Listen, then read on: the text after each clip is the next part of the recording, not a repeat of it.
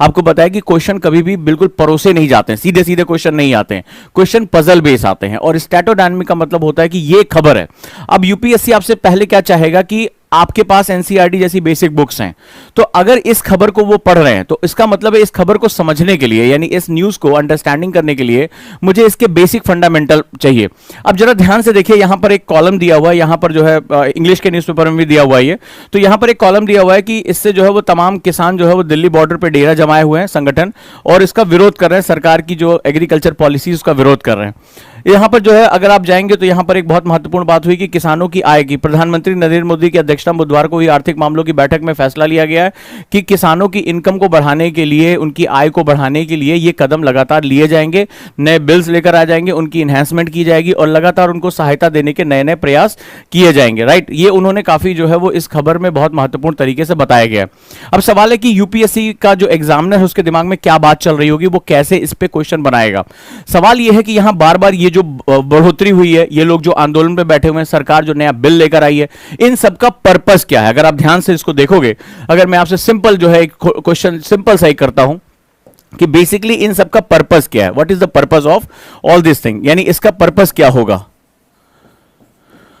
अब यहीं से मैं आपको एनसीईआरटी का आज एक चैप्टर पढ़ा दूंगा। इसका पर्पस क्या है, पर्पस बेसिकली है, प्रॉब्लम क्या हो रहा है कि जो एग्रीकल्चर हमारा है वो बहुत प्रॉब्लमैटिक है। एग्रीकल्चर क्या है हमारा, बहुत प्रॉब्लमैटिक है। हमारे कृषि में बहुत ज्यादा दिक्कतें हैं। सबसे बड़ी दिक्कत है कि किसान जो है वो 190 साल का जो ब्रिटिश युग चला, उसने हमारे किसानों की कमर तोड़ दी थी। 190 ईयर्स तक जो ब्रिटिश शासन रहा, लगभग जो अंग्रेजों का किसी भी, चाहे ईस्ट इंडिया कंपनी का, चाहे डायरेक्ट जो शासन रहा हो, तो वहां पर हमारी जो पूरे उनका जो बेसिक जो सोर्स ऑफ रेवेन्यू था वो बेसिकली क्या था, वो एग्रीकल्चर से लगान था। और वहां उन्होंने जहां जमींदारी सिस्टम अप्रोच किया था, उसी की वजह से हमारे यहां आज भी लैंड रिफॉर्म्स नहीं हो पाए। लैंड रिफॉर्म नहीं हो पाए तो जब मेरे पास जमीन ही नहीं रहेगी तो मैं कहां से खेती करूंगा। और कुछ लोगों के पास अभी भी बहुत ढेर सारी जमीन है, जमीनों पर ही काला पैसा जो है वो ब्लैक मनी वहां पर लगता है। तो मुझे सबसे पहले समझना पड़ेगा कि हम इन सब चीजों के बारे में बात क्यों कर रहे हैं। यूपीएससी सबसे पहले, या कोई भी स्टेट एग्जाम भी सबसे पहले यह जानना चाहता है कि this is the current affair, that is the dynamic. लेकिन डायनेमिक को समझने के लिए आप इसको रट लो, आप अपनी कॉपी में बना लो कि इतना बढ़ा दिया गया बहुत से और इतनी फसलों के लिए किया गया, कुछ नहीं होने जाने वाला। यूपीएससी का एग्जामिनर सबसे पहले यह क्वेश्चन पूछेगा कि इस पूरी खबर को समझने के लिए तुम्हें यह पता होना चाहिए द प्रॉब्लम ऑफ एग्रीकल्चर क्या है, प्रॉब्लम ऑफ एग्रीकल्चर है क्या। क्योंकि ये क्या है, ये उसके सॉल्यूशन की तरफ जा रहा है। या सॉल्यूशन यानी कि हल तभी दोगे ना जब तुम्हें यह पता होगा कि प्रॉब्लम बेसिकली है क्या। तो प्रॉब्लम क्या है, अब मैं आपको एनसीईआरटी पे लेकर चलता हूं, और मैं आपको लेकर चलता हूं इकोनॉमिक्स की एनसीईआरटी पे, जहां आपको कुछ नई चीजें आपको मैं बताने जा रहा हूं। चलिए let's start it. So farmers problem, heading is farmers problem. चलिए शुरू कर देते हैं, ठीक है। अब ये हमारा एनसीईआरटी, मैंने डायरेक्टली उसको एनसीईआरटी से निकाला, पॉइंट टू पॉइंट निकाला है। 3 चैप्टर का क्रक्स आपको यहां पर एक पॉइंट में मैं आपको दे दूंगा, सारी चीजें आपको समझ में आ जाएंगी पूरा का पूरा। कुछ पार्ट इसका ज्योग्राफी में दिया, कुछ पार्ट इसका इकोनॉमिक्स में दिया। मैंने हमेशा कहा कि ज्योग्राफी समझे बिना इकोनॉमिक्स समझना बड़ा मुश्किल काम होता है, इसीलिए एनसीईआरटी आंदोलन में सबसे पहले मैंने ज्योग्राफी शुरू किया है और उसके बाद इकोनॉमिक्स मैंने उसको लिंक किया है। लिंक करके पढ़ोगे तो कभी भी कुछ चीज रटने की जरूरत नहीं पड़ेगी। लिंक होने का मतलब होता है प्रोसेसिंग हो जाती है, एक पॉइंट पकड़ा दूसरे पॉइंट का आंसर आपका अपने आप आ जाएगा। सो फार्मर्स प्रॉब्लम की अगर हम बात करें तो बहुत इंपॉर्टेंट है कि भारत में लिखो किसानों की समस्याएं। नोट्स मेरे साथ बनाते जाओ, मजा आएगा। इंग्लिश हिंदी दोनों में हम बात कर लेंगे, जैसे आज कल का नोट्स मेरा हिंदी में था, आज का इंग्लिश में, कोई बात नहीं, दोनों भाषाओं के बच्चों के लिए ये बराबर अपॉर्चुनिटीज रहेगी। तो समझ में आया कि न्यूज़पेपर, जो पहला मेरा जो डिस्कशन का फर्स्ट पॉइंट कह रहा कि न्यूज़पेपर में जब कोई चीज आती है तो एब्स्ट्रैक्ट डाटा रटना हमारा काम नहीं है। बहुत बड़ा बच्चा यही काम करता है, लिख भी लिया होगा, कई लोगों ने तो कॉपी वॉपी में डाल भी लिया होगा, ठीक है, कई लोगों ने उसके पॉइंट्स भी बना लिए होंगे। बट सवाल है कि सबसे पहले वो कहता है कि this is the attempt of solution, ये सॉल्यूशन का अटेम्प्ट है। तो सॉल्यूशन तो तब निकालोगे ना जब तुम्हें प्रॉब्लम की सही पहचान होगी। और मैं हर मंच पर ये बोलता रहा हूं, हर बार ये बोलता रहा हूं कि यूपीएससी आपसे सिर्फ एक चीज चाहता है कि अंडरस्टैंड प्रॉब्लम क्लियरली। जब मैंने अपना सिलेबस एनालिसिस की क्लास की थी तो यही बताया था कि एक्चुअली में पूरा जो सिलेबस बनाया गया वो इस बेसिस बनाया गया कि आप प्रॉब्लम्स को सही तरीके से अंडरस्टैंड करें। तो जो एनसीईआरटीज है वो प्रॉब्लम को सही तरीके से समझने में आपकी मदद करती हैं। चलिए, फार्मर्स प्रॉब्लम, तो हमारे किसानों की बेसिक समस्याएं क्या है। अगर हम सबसे पहले एक बात करें तो जैसे कि फार्मर सुसाइड, ठीक है, फार्मर सुसाइड यानी कि किसानों की आत्महत्या, ये हम आगे देखेंगे करंट अफेयर्स में, तो एक बहुत बड़ा पॉइंट बना हुआ है। अब हम आ जाते हैं इस फार्मर्स प्रॉब्लम का जो सबसे बड़े रीजंस हैं वो क्या क्या है। पहली बात, सबसे बड़ा रीजन जो है वो है लैंड रिफॉर्म का ना होना। ठीक है, ये लैंड रिफॉर्म यानी भूमि सुधार, लिखो भूमि सुधार का ना होना, भूमि सुधार का ना होना, लैक ऑफ लैंड रिफॉर्म्स। सबसे पहले कॉर्नवालिस ने, ठीक है, कॉर्नवालिस ने सबसे पहले जमींदारी प्रथा को स्थापित किया था, और भारत में उस प्रथा के स्थापित होने के बाद, that is a zamindari system in India, किसने किया था? कॉर्नवालिस। तो सबसे पहले इसने जमींदारी सिस्टम को जब यहां पर अडॉप्ट किया था, राइट, कॉर्नवालिस ने, तो भूमि सुधार जो है हमारे यहां कभी नहीं हो पाए। तो भूमि सुधारों का ना होने की वजह से हमारे यहां बहुत दिक्कतें भी रही। ठीक है, राइट, तो भूमि सुधार, भूमि सुधार,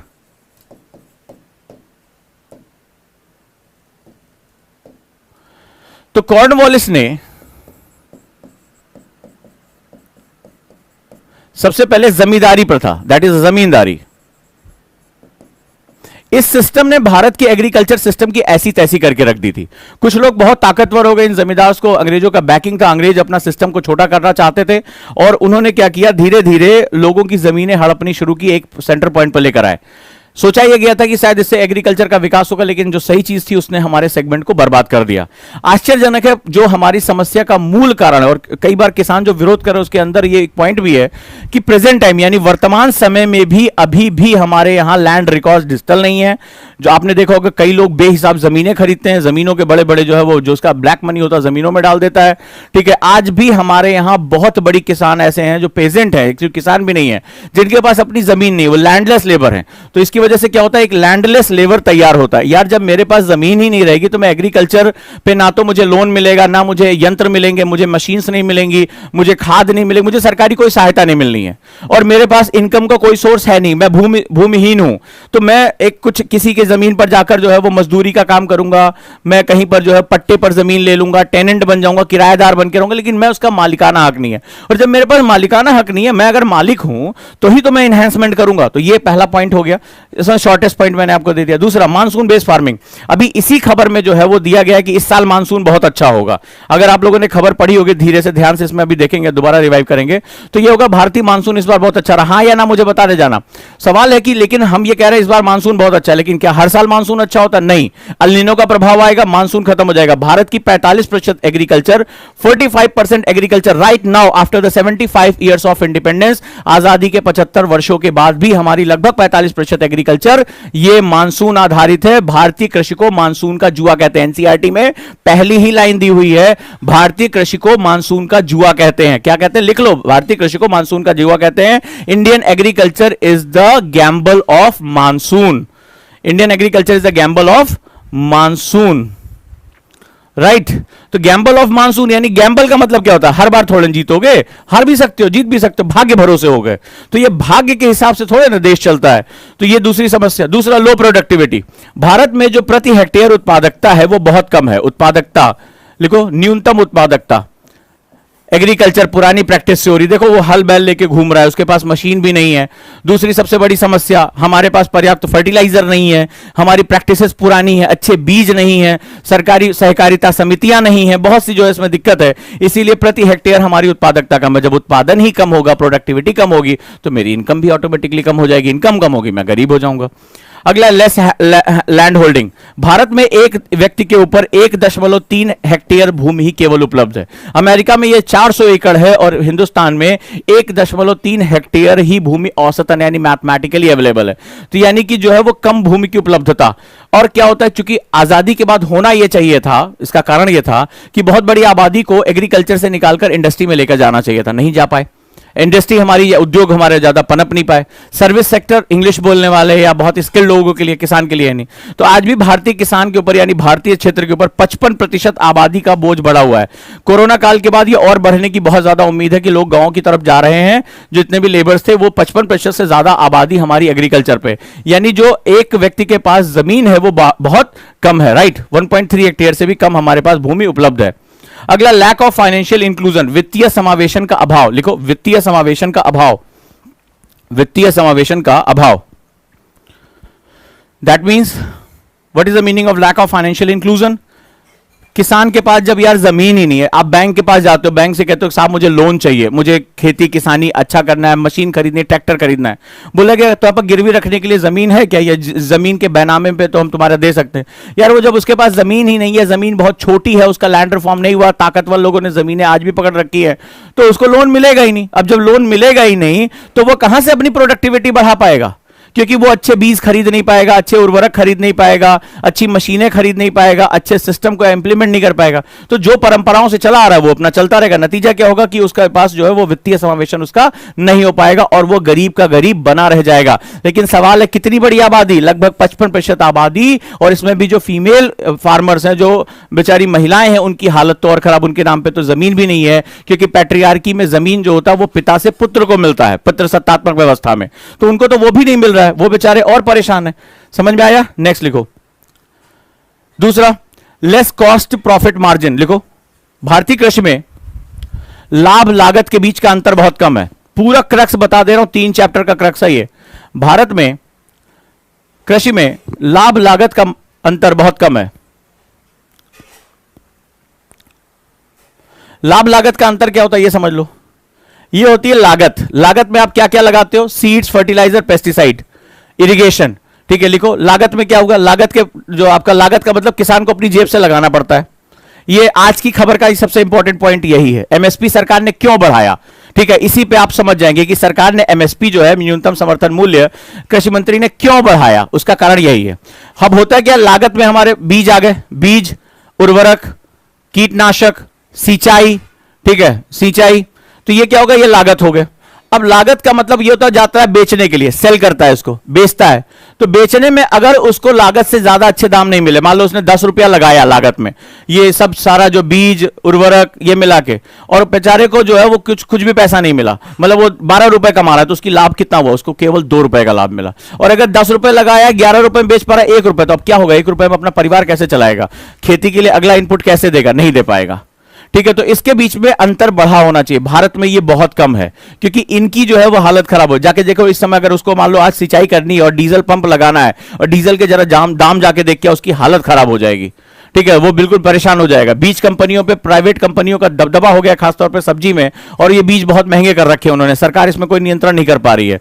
फर्टिलाइजर में अभी आपने देखा कि पूरे विश्व में जो है वो डीएपी का दाम कितना बढ़ गया। सरकार को फाइनली सब्सिडी देना पड़ा कि भाई हम जो है वो दाम को बढ़ने से बचाना है। अभी आपने देखा कि पिछले हफ्ते की न्यूज है। तो these are the very important. तो भारत में ये बहुत समस्या है। एमएसपी बढ़ाकर क्या किया? एमएसपी पे जो वो बेचने जाएगा, अभी संतर को समझ लो आज की खबर, कि जो वो बेचने जाएगा तो उसको अब बढ़ा हुआ दाम मिलेगा। क्लियर है? बढ़ा हुआ दाम मिलेगा, तो आपको इससे यहां बेनिफिट। अगली प्रॉब्लम क्या है? लेस मैकेनाइजेशन लिखो। न्यूनतम यांत्रिकीकरण। पैसा ही नहीं तो मशीन कहां से लेकर आएंगे? न्यूनतम यांत्रिकीकरण। लेस कैपिटल, कम पूंजी का निर्माण। अभी मैं दिखाता हूं, इसी न्यूज़पेपर में दिया हुआ है कि प्राइवेट कंपनियों को भी लेकर आएंगे। प्राइवेट कंपनीज को भी जब हम लेकर आएंगे तो इसका क्या फायदा होगा? जब लेस हमारे पास जो है पूंजी का निर्माण होगा। जो हमारे कृषि संगठन इसी का विरोध कर रहे हैं कि प्राइवेट कंपनीज को क्यों लेकर आ रहे हैं, क्योंकि प्राइवेट कंपनीज के पास कैपिटल फॉर्मेशन है। अगर जब तक पूंजी निर्माण नहीं करोगे, जब तक मैं मशीन, अच्छी सिंचाई व्यवस्था है, मान लो मुझे ड्रिप लगाना है, ड्रिप इरिगेशन लगाना है, कहां से मैं पाइप खरीद के लेकर पाऊंगा? मेरे पास खाने के पैसे नहीं है, मैं कहां से लेकर आऊंगा? तो जब तक आप इसमें कैपिटल फॉर्मेशन नहीं करेंगे, जिस चीज में कैपिटल फॉर्मेशन होता है उसकी उन्नति हो जाती, पूंजी निर्माण। अगला है लेस बेसिक इंफ्रास्ट्रक्चर। कृषि के पास इंफ्रास्ट्रक्चर है कहां हमारे पास? ठीक है, सारी कहानी हमारे पास लिखो। न्यूनतम कृषि संरचना, न्यूनतम कृषि संरचना, न्यूनतम कृषि संरचना है ही नहीं है हमारे पास। ठीक है, मैंने अभी बताया 45% हमारे पास अभी कृषि नहीं कर पाए। लेस इरिगेशन लिखो। न्यूनतम सिंचाई सुविधा, और जो भी है वो प्राइवेट है, अपना बोरवेल करो, अपना पानी खुद निकालो, सरकार की तरफ से कोई भी सहायता इसमें नहीं मिली हुई है। लेस इरिगेशन, सिंचाई की न्यूनतम सुविधाएं। अगला लिखो।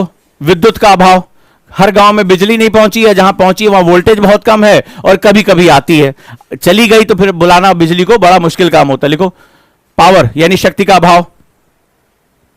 अगला साइंटिफिक सपोर्ट, ठीक है, लैंड टू, जिसे लैब टू लैंड कहा गया program. Lab to land program का मतलब साइंटिस्ट जो है अच्छे अच्छे बीज बनाएंगे, अच्छी तकनीक विकसित करेंगे और सीधे जाकर किसानों को दे देंगे। तुमने देखा होगा ना, वो जितने भी कृषि अनुसंधान संस्थान होते हैं या पशु आधारित संस्थान होते हैं, उनकी क्या हालत होती है। टूटा बल्ब लटका रहता है, पीले रंग से पुता होता है। लिखो न्यूनतम वैज्ञानिक समर्थन। अगला लैक ऑफ कोल्ड स्टोरेज। किसान के पास मान लो अभी आलू उसने पैदा किया, सब्जी पैदा किया, टमाटर, अब सबने पैदा किया तो टमाटर ढेर सारा पैदा हो गया। अब टमाटर क्या हो, सड़ जाएगा 2-3 दिन के अंदर गर्मी में। तो अगर सभी लोग बाजार में टमाटर लेके पहुंच गए, दाम क्या हो जाएगा, कम हो जाएगा, उसको सड़कों पे फेंकना पड़ता है। अगर वही मेरे पास कोल्ड स्टोरेज हो कि आज मैं अपना कुछ आधा कुंटल जो है मैं यहां रख दूंगा, कुछ दिन बाद निकालूंगा, तो नतीजा क्या होगा, मुझे सही समय पर सही दाम मिलते रहेंगे, डिमांड सप्लाई मैच होती रहेगी। तो लैक ऑफ कोल्ड स्टोरेज, शीत भंडारों का अभाव, शीत भंडारों का अभाव। अगला पॉइंट ये दिया हुआ एनसीईआरटी में, इंपैक्ट ऑफ ग्लोबलाइजेशन, यहां पे भी समेट दे रहा हूं, लिखो। वैश्वीकरण का बुरा प्रभाव, हमारी कृषि के ऊपर बहुत भयानक प्रभाव पड़ रहा है। आप देख रहे हैं डब्ल्यूटीओ में फिर से चर्चा चल रही है, निर्मला सीतारमण ने अभी फिर जो अपना स्टेटमेंट दिया, सारे न्यूज़पेपर को मैं अटैच कर दे रहा हूं इसके साथ। बैक्ड इंपैक्ट ऑफ ग्लोबलाइजेशन, लिखो वैश्वीकरण का बुरा प्रभाव। सबसे प्रमुख संस्था डब्ल्यूटीओ, वर्ल्ड ट्रेड ऑर्गेनाइजेशन, ये कहता है भारतीय एग्रीकल्चर को कोई सपोर्ट देने की जरूरत नहीं, सब्सिडी देने की जरूरत नहीं। हम जब अपने किसानों को सब्सिडी देते हैं, चाहे बीज पर दे, उर्वरक पे दे, डब्ल्यूटीओ की ऐसी तैसी हो जाती है। हमने डब्ल्यूटीओ के साथ पीस क्लॉज साइन कराया, शांति समझौता, कि अभी हमें कुछ समय दो, भारतीय किसान अभी आपके अमेरिका के किसान की बराबरी करने योग्य नहीं है। तुम्हारे पास 400 एकड़ खेत है, अमेरिका में सारी की सारी खेती जो है 100% मैकेनाइजेशन है, वहां हवाई जहाजों से कीटनाशक छिड़का जाता है। हमारे यहां बेचारा पीठ पर रखता है, पंप मारता रहता है दिन भर, बेचारा जो उसमें खाद डालता रहता है ऐसे, और जो है वो कीटनाशक छिड़कता है, उसकी हालत खराब हो जाती है। तो क्या वो डब्ल्यूटीओ से बराबरी कर पाएगा? नहीं कर पाएगा, मर जाएगा। अगला फ्यूचर मार्केट, वायदा बाजार। अब इसमें बड़ी बड़ी कंपनियां आती हैं और किसानों को बेवकूफ बनाने के लिए वायदा बाजार, और वायदा बाजार सरकार ने शुरू कराया था लेकिन इस पे कंट्रोल नहीं कर पाया। वायदा बाजार कि अगला जो है उसमें क्या होता है, उनको मार्केट का ज्ञान होता है, कब दाम बढ़ रहे हैं कब दाम घट रहे हैं, वो कार्टेल बना लेते हैं, किसान से जो है कम दाम पे सामान खरीद लेते हैं। वायदा बाजार।